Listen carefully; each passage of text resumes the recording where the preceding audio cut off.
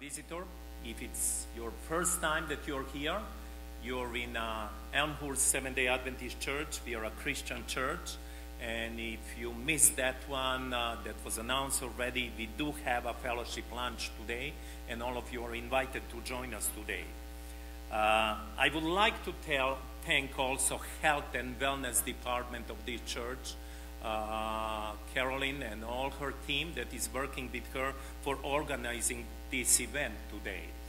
We are blessed that Dr. Eddie Ramirez is with us today.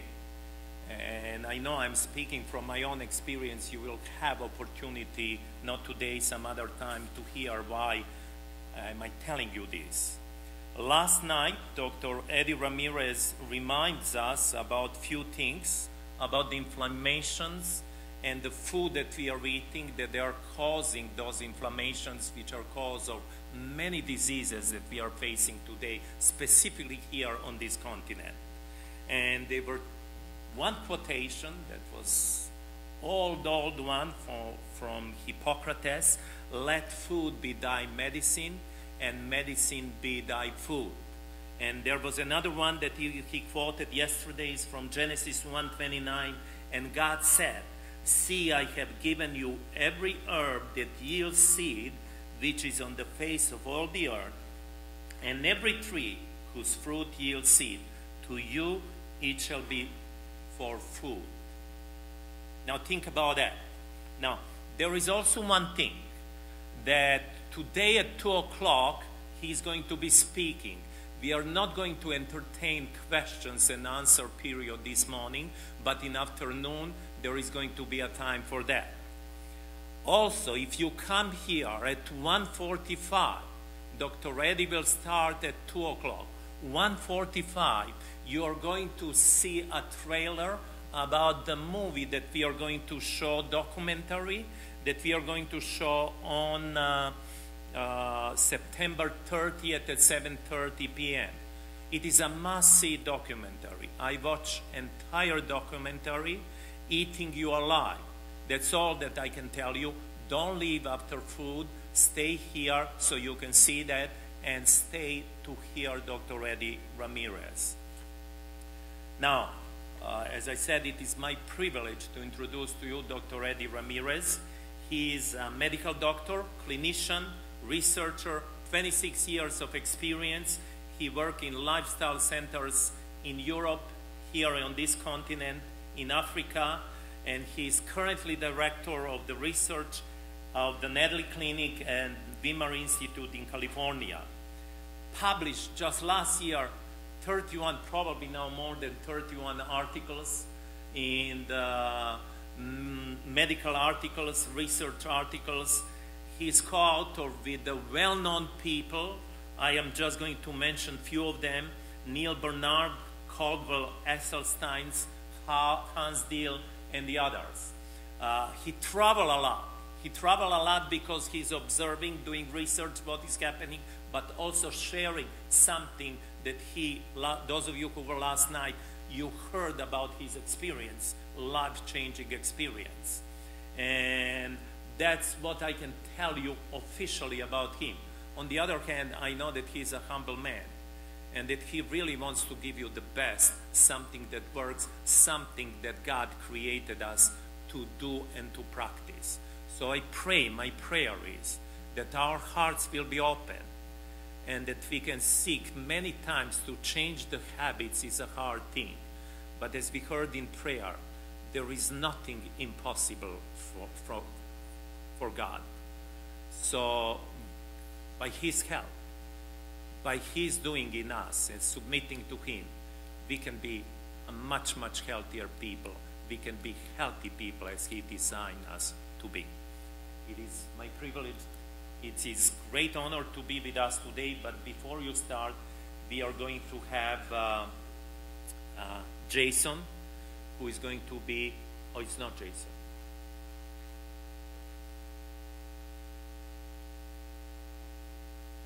Okay. All right. Dr. Eddie, it's your time now. Well, good morning. It's a privilege to be here I enjoy very much this morning's Sabbath school in Romanian. I actually speak Romanian, even though I've never been to Romania.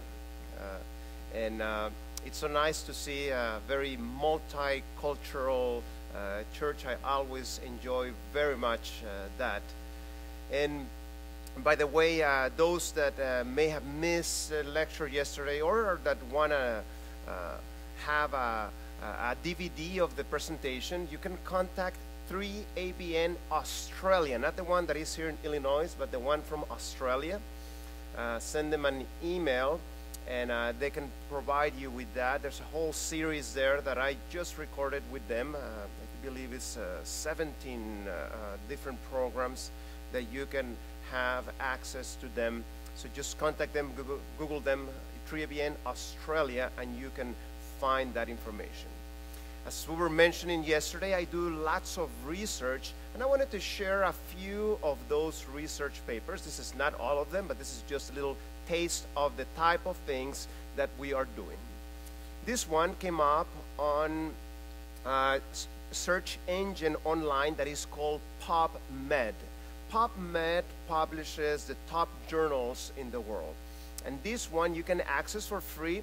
If you Google two words, just Google the word Nedley, N-E-D-L-E-Y, and hypothesis, and you will be able to read this paper. This is an open paper, anybody can read it. And basically what this article is talking about is what are the causes of depression. We have an extremely successful depression program showing a 95% response rate. 95% of the people with depression will improve. Now you may be wondering, what about that 5% that doesn't improve? Well, that's what I call the disobedient patients. Okay? We're telling them, you know, change your diet, do your exercise, control your thoughts, improve your sleeping patterns, etc., etc., etc., and they don't want to do it. You think they're going to improve? Of course they're not going to improve. You also need to do your part in the equation. And in this paper, we're proposing that there are 10 causes for depression. And somebody will end up with a depression if they have 4 or more of these causes of depression. Go ahead and read the article if you are interested to know what is the cause of depression. There's also an online test, by the way, DAAT, in which you can take that 85-question questionnaire. It will tell you your level of anxiety, your level of depression, emotional intelligence, and which of these causes you have active and you have to work on to improve your depression and anxiety. This other one, published in a journal that deals with addictions, in which we're showing how people that participate in our program are able to decrease and eliminate the usage of these medications called the benzodiazepines, this type of thing like the Xanax and the alprazolam and this type of medications. They do help some people with anxiety, but when the person tries to remove those medications, they are really hard to remove. And you can see in the little graphic how at the beginning and at the end, a very dramatic decrease in these medications. This other one on how people that are suffering from autoimmune problems benefit from the therapy of exercise, something that tends to be a big problem here in America, isn't it? Some people say that the only exercise they do here in America is jump into conclusions. But there's more exercise than that you should be doing. And this other one, a fascinating paper, big sample, 5,600 people in this study, showing how those that eat fish actually have a negative effect on their mental health. And the journal that published this is a journal that deals with pharmacology. And the reason why they are interested in this is because they deal with environmental toxins. And this is the issue. See, Jesus ate fish. It's very well written in the Bible. But the fish that was fish from that water is very different to the waters that we are now facing. In fact, if you Google a little bit, you will see that things like the Sea of Galilee are one of the most polluted places, unfortunately, in today's world. This other one, have you guys ever heard of activated charcoal? Anyone?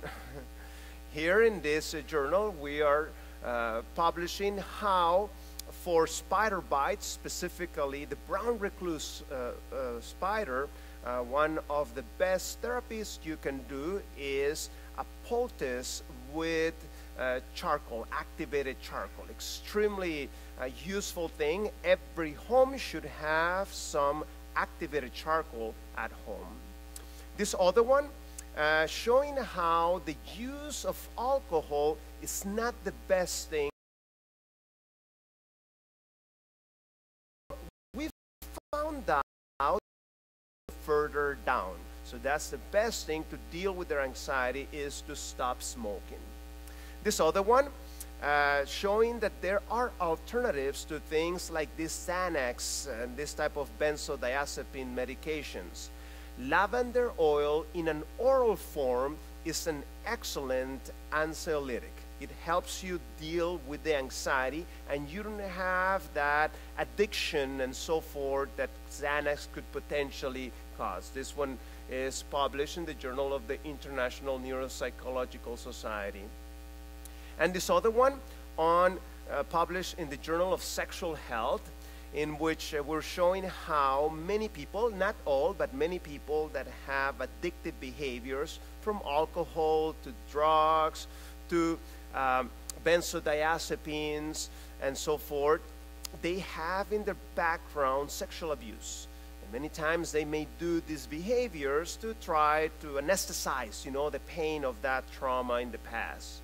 And this other one, also published in the Journal of Sexual Medicine, on how those people that are involved in sexual relationships outside of marriage, those people tend to have a lower emotional intelligence. Emotional intelligence, your ability to get along with others, your ability to climb up the ladder in your job and so forth. And this other one, how those people that are involved in that behavior actually have one of the highest levels of depression and anxiety.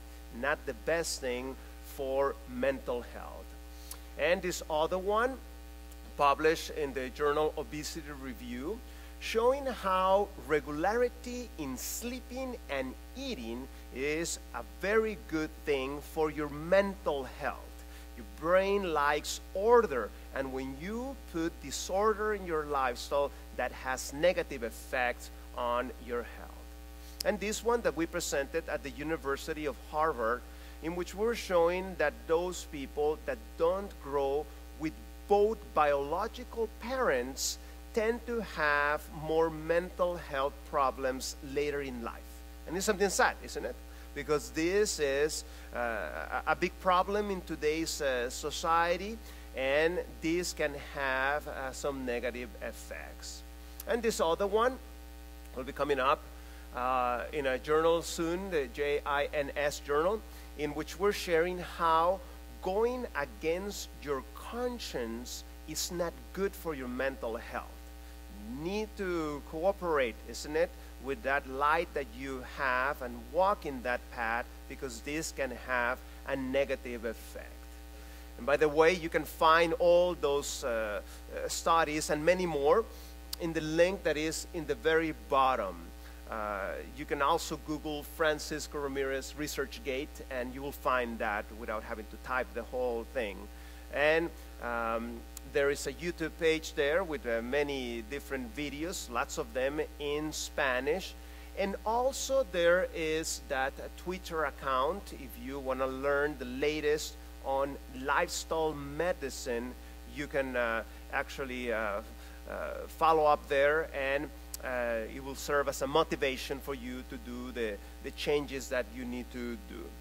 Now, because of the research that I'm involved, I get all kinds of invitations to go and speak around the world. just the last 2 years, these are some of the places that I have been. And you can see, for example, how when you are making those lifestyle changes, it's interesting how later on people are going to tell you, how come nobody had ever told me about this? I feel so good about these changes. Well, don't wait till others are doing it. Do it yourself. This is another study that we published on a journal from the American Heart Association called Atherosclerosis, Thrombosis, and Vascular Biology. This is one of our patients that came to us for our New Start program. Classic patient.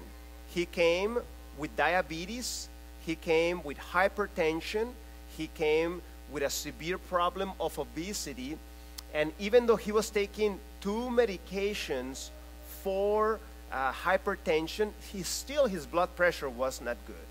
And in a matter of 18 days, he had lost 16 pounds, and his blood pressure immediately went down. Not only that, he continued at home doing these changes. And in a matter of 6 months, he no longer needed any medication for blood pressure or for diabetes. He was being controlled with that lifestyle. And when we go ahead and take some laboratories in a matter of 11 months after he started these lifestyle changes, his hemoglobin A1C shows us a 5.5, which means he is no longer a diabetic. His diabetes has been completely reversed as a result of that lifestyle change.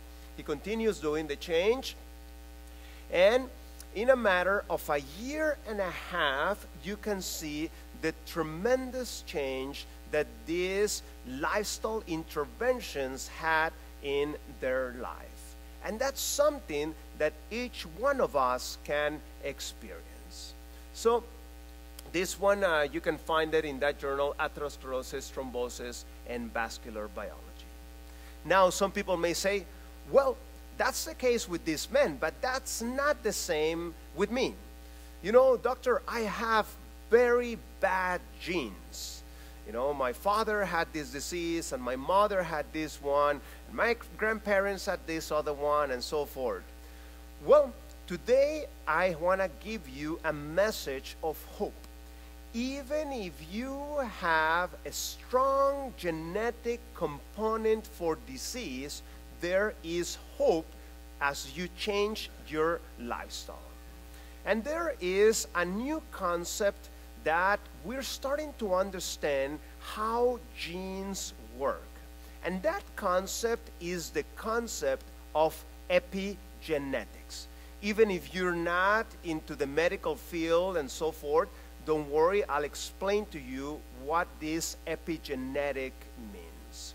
See, epigenetics is showing us that the way that we live can literally change our genes. And not only our own genes, but the genes of our sons and daughters.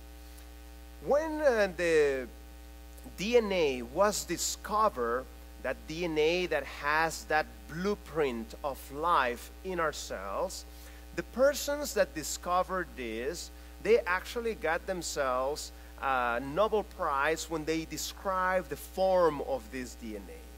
And in the old days, we thought that everything that was written there was going to be a future prophecy, that it says there, heart disease, that you were destined to have heart disease. See, that's where epigenetics comes about. Think of epigenetics as a switch that turns on and turns off that history. So DNA is something very complex. You have this tiny little piece of chemicals that can store a huge amount of information. And this is the way that I like to teach these things to my patients. think of this DNA as a cookbook. You guys have a cookbook at home? What does the cookbook says? Well, put this amount of flour, add oil, and then put some water, and then put this flavoring, and then mix for such amount of time, and then bake this, and so forth. See, step by step is telling you what to do. That's exactly what you find in this DNA. There are multiple functions in your body, and those functions are being dictated in that DNA. That DNA tells you step by step what to do. Or as another analogy, think about that DNA like your cell phone. I'm sure you have one of those smartphones, and in that smartphone there are multiple applications there. Let's say that you are lost and you want to know where you are. Well, you go to the app that has the little map, and then the map tells you there where you are. Let's say that you need to send a message. Well, you run the program there with that sends messages, and you can write your message and send it and so forth. In the same way, the body has many functions, and those functions are being coded in that DNA. For example, when you are sleeping at night, reparation of your body is taking place. There are multiple of those apps that turn on that helps repair the human body and so forth. So when I'm saying to run an app, this is what we're talking about. We're talking about the control of the human body. And let me show you something fascinating. I don't know if you have ever noticed how wonderfully made we are. There is a certain symmetry that we humans, and in the animal world you also find it. Let me share with you an interesting fact. See, the cells in your body, there's more than 1 trillion of them. There are cells from the head all the way to your big toe. And every single cell in your body knows how to make every single organ in your body. In other words, your hand knows how to make a brain. Let me ask you, how come you don't have a brain here? Your leg knows how to make a lung.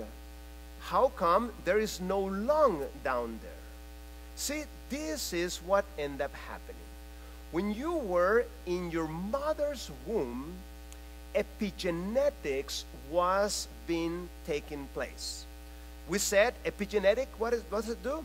Turns on and turns off the genes.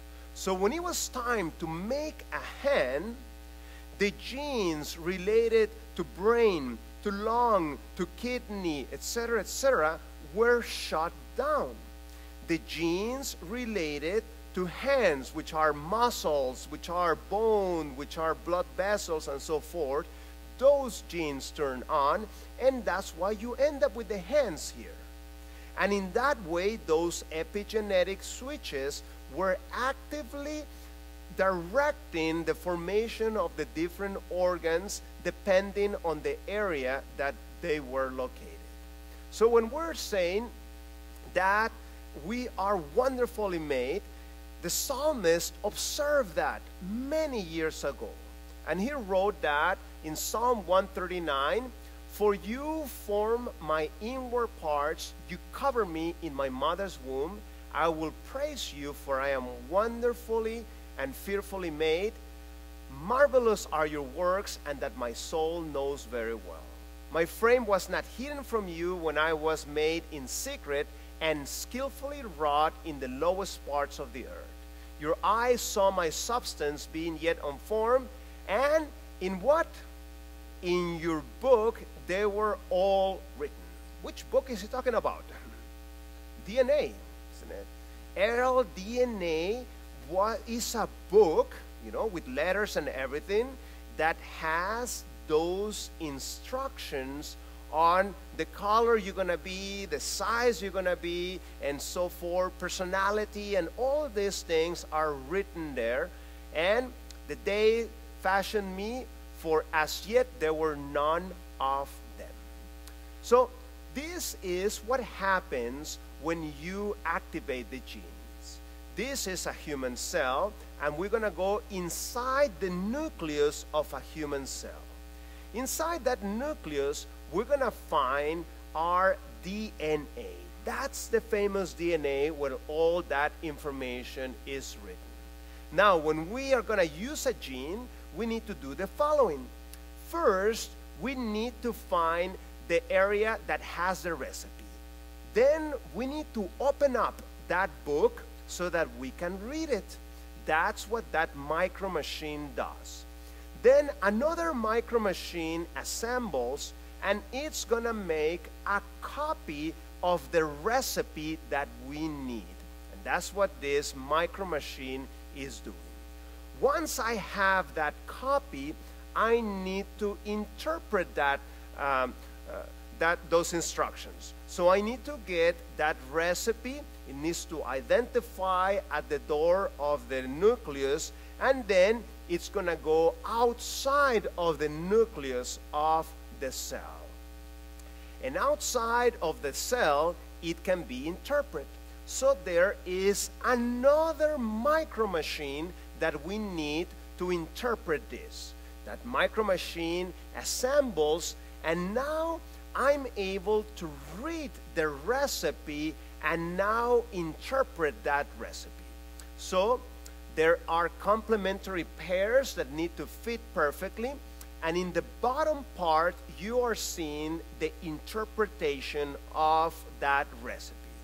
That part on the bottom is a piece of protein, and you can see it needs to be done perfectly. If there are mistakes, as if you make a mistake in your recipe and you put 3 cups and it was 5 cups or something, your recipe may not work. In the same way, if there are mistakes in the reading, the recipe is not going to work. But we're not done. Once we interpret this, now we need to fold this.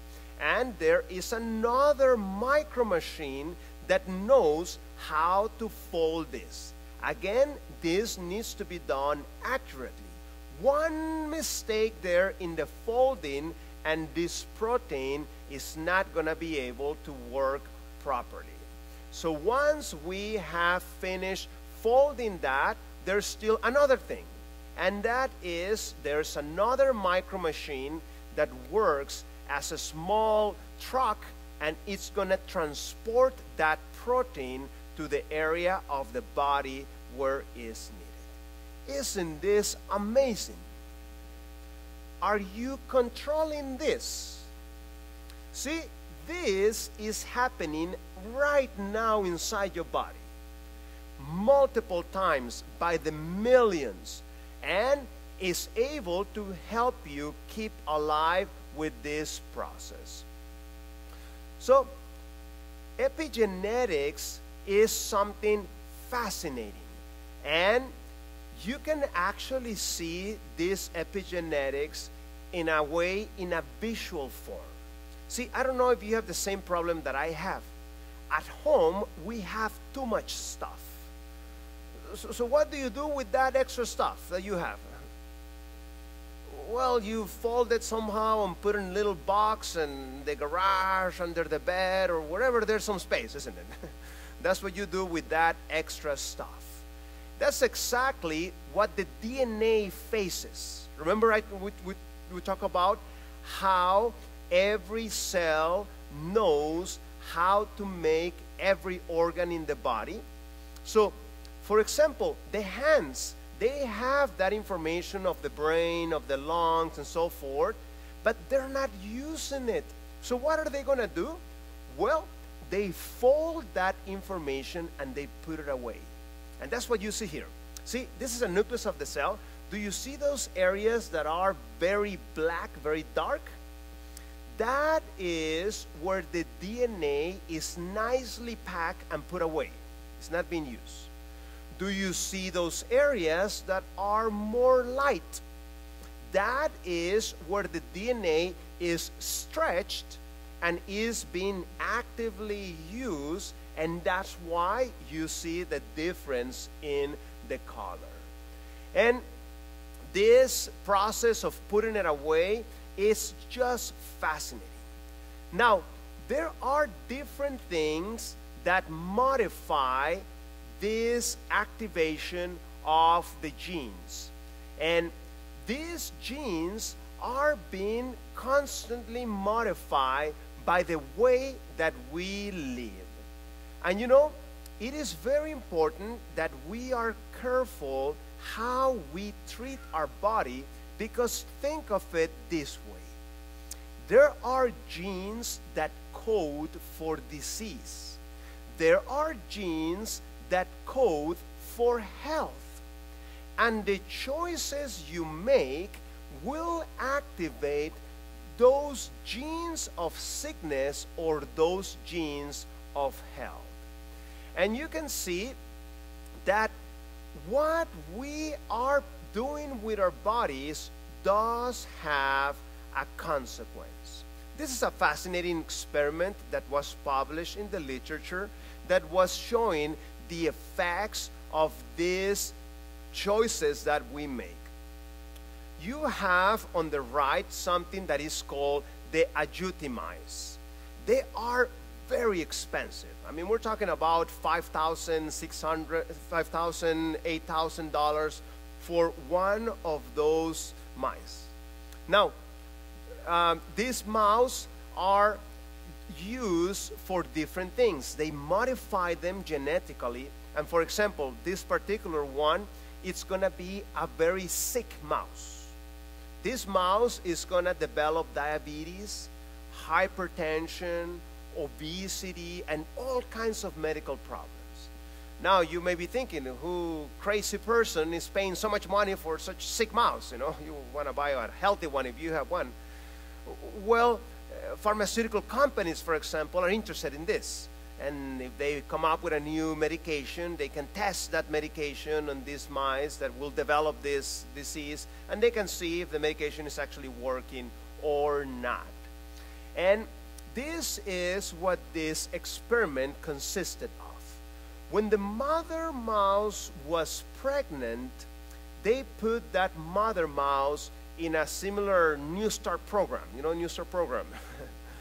They put him on a plant-based diet, high in folates, the exercise, and so forth.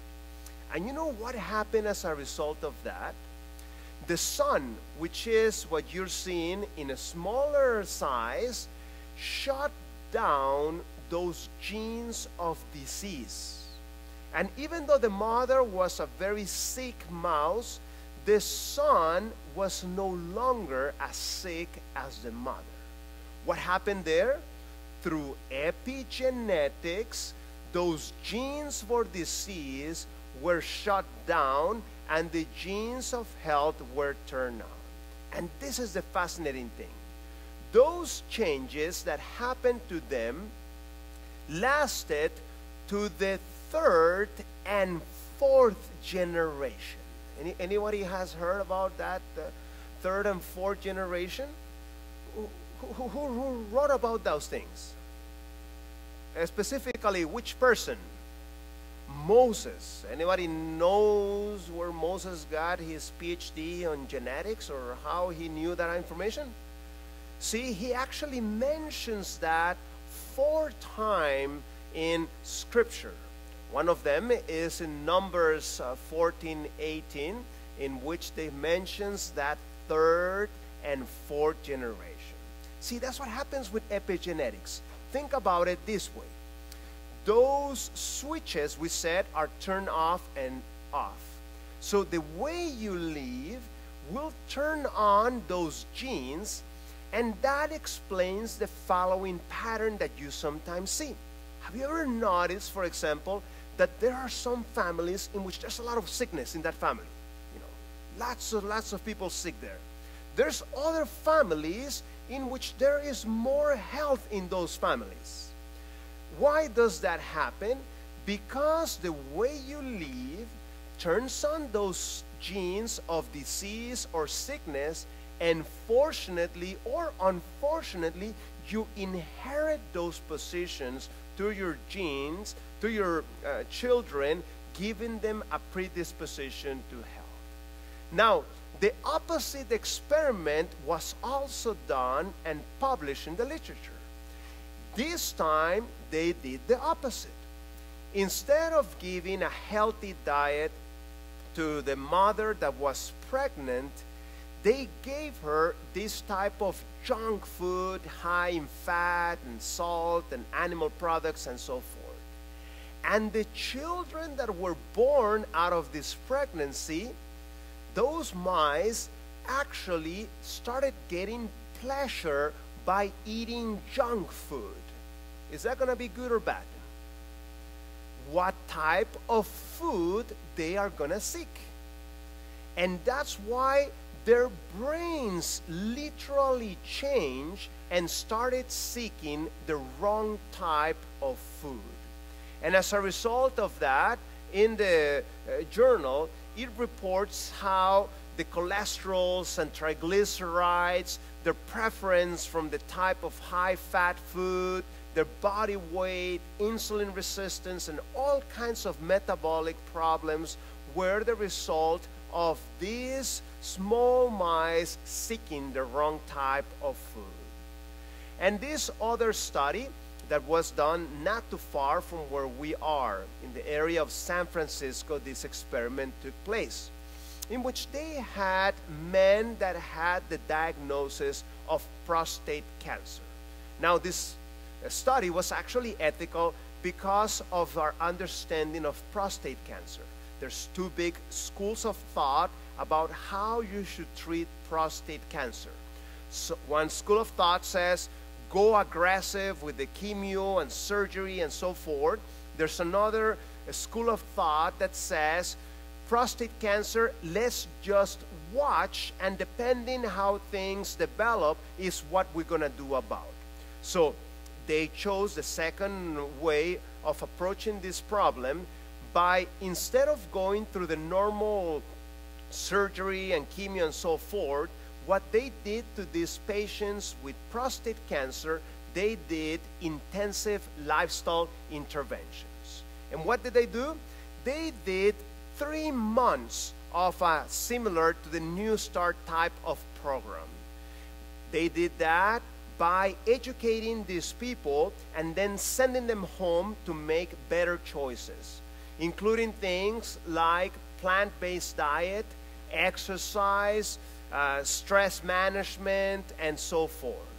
And these are the results of that study. Let me tell you how to interpret this.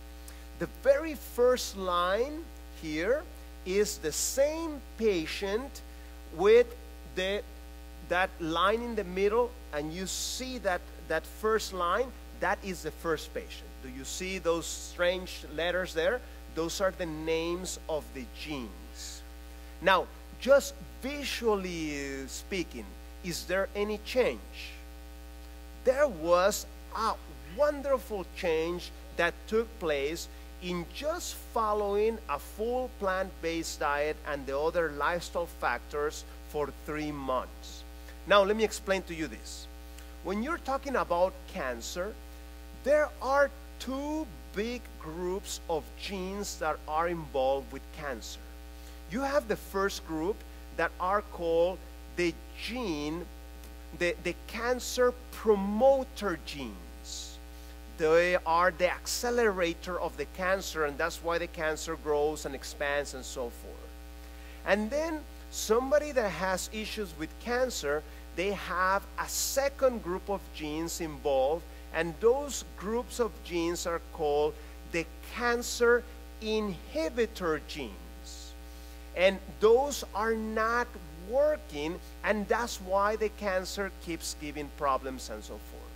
Look at the results of the published work.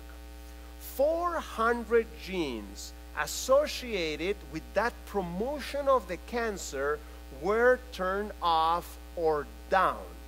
Is that going to be a good thing or a bad thing? That's wonderful, isn't it? and about 50 genes associated with cancer inhibition were turned on and off. And see, you don't have to wait until you get cancer to start doing these changes.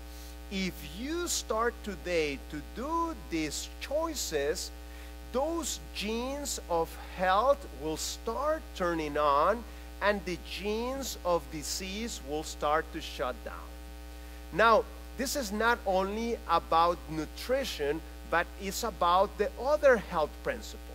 For example, in this published study, people that were sleeping only 6 hours a night for just 1 week, what happened to them? 711 genes related to problems in metabolism, inflammation, immunity, and stress were turned on. How long? Just 1 week of not sleeping enough. Beware with this principle. This is an issue that many people like to cut corners. And this other one, on the effects of exercise. How just doing 20 minutes of exercise actually turns on the genes of health.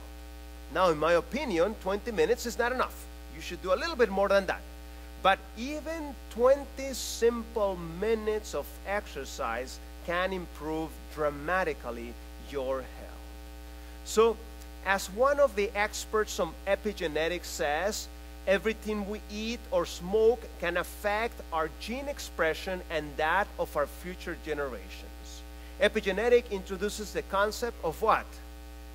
Free will into our idea of genetics. So, as you can see here, your health will be determined mostly by what? By the lifestyle that you have. So please don't go and blame your doctor. It's only 10%, okay? Your choices are what is determining your health.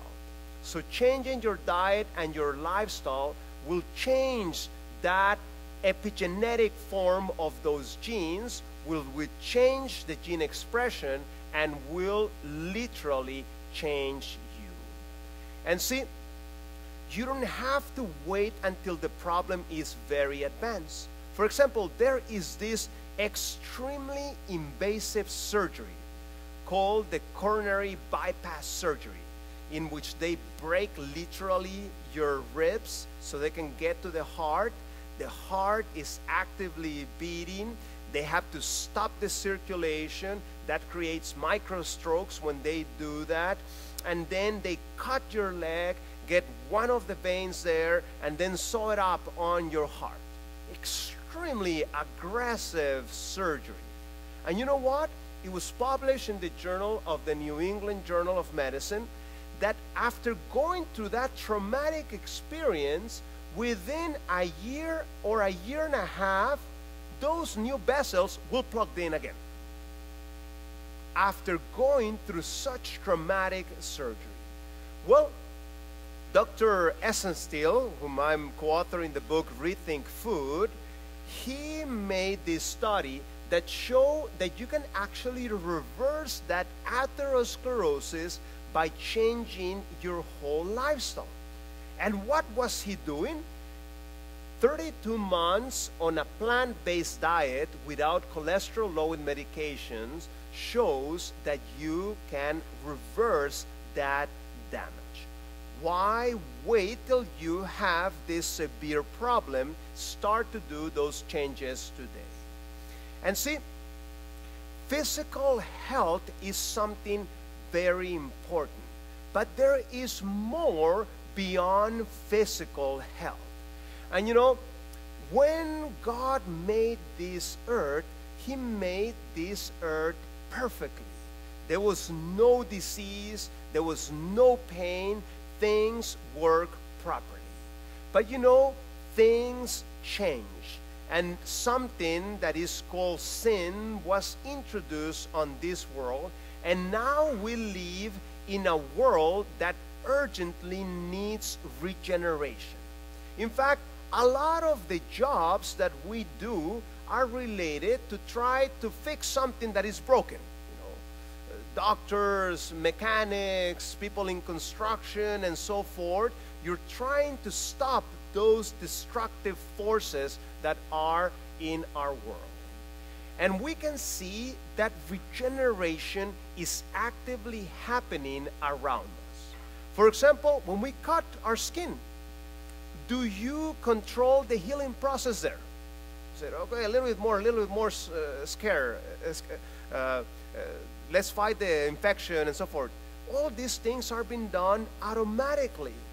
You know, when you get sick, certain cells that are going to protect you automatically increase in your body in order to fight that.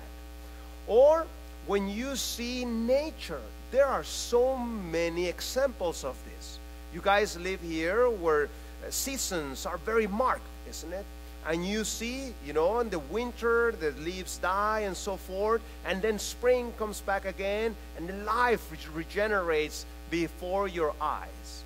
Or when you see when a volcano goes and destroys trees and so forth, that volcano and those chemicals that are there in that lava actually serve as fertilizer, and suddenly more greenery comes up as a result of that fertilization.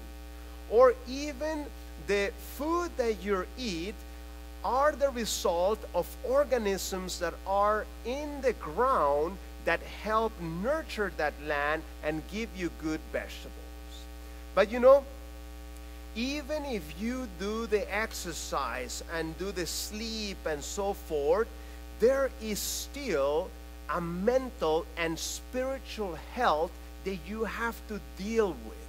And I can tell you, many people that come to our depression program, they're dealing with feelings of anger and feelings of unforgiveness and so forth, and you have to deal with those things if you want to improve the overall health of the patient. And that's why we have wonderful promises that help us to have hope. One of those promises, we find it in Ezekiel 11:19. And it says there, and I will give them one heart, and I will put what? A new spirit within you. And I will take the stony heart out of your flesh, and I will give them a heart of flesh that is sensitive and that is able to be obedient and so forth. So if by the choices that you had taken in the past, you have ended up with that type of stony heart, there is still hope for you. It says here that God can do that surgery and remove that heart and give you a new heart. And we have an interesting pattern in the Bible. The Bible basically talks about two stories. The Bible talks about the story of creation, and the Bible talks about the story of regeneration. What is taking place in order for that decadence and degeneration to come back again to the level of perfection? So if you have that desire today to have that new heart, here is a promise that you can ask. And you know, a promise is like a check. If I write you a check, but you don't go to the bank to cash it, what good is it? It's as if I didn't give you a check. You need to go and change it. In the same way, the promises of God are like this check, in which you're gonna need to go and ask for it so that you can cash it. And we read in Psalms 51:10, create in me a what? Clean heart. And by the way, this is the prayer that David prayed after making a big mistake in his relationships. Oh God, and what else? Renew, regenerate a right spirit within me. So as you can see, God is interested in you to have a good, healthy life. But that's not all. He is also interested in giving you a good mental health and spiritual health. Because when one of these factors is missing, I can tell you by experience as a physician, the health goes downhill. Therefore, try to implement these changes, and then you will have a full, complete type of health that God wants you to have. And even if mistakes were made in the past, regeneration can take place, because regeneration is the passion of God. May God bless you, and may you continue to apply these lifestyle changes, and may you open the door to God so that He can come to your life and create that regeneration in your life. So, in closing, we will sing 294. Let us stand up as we sing.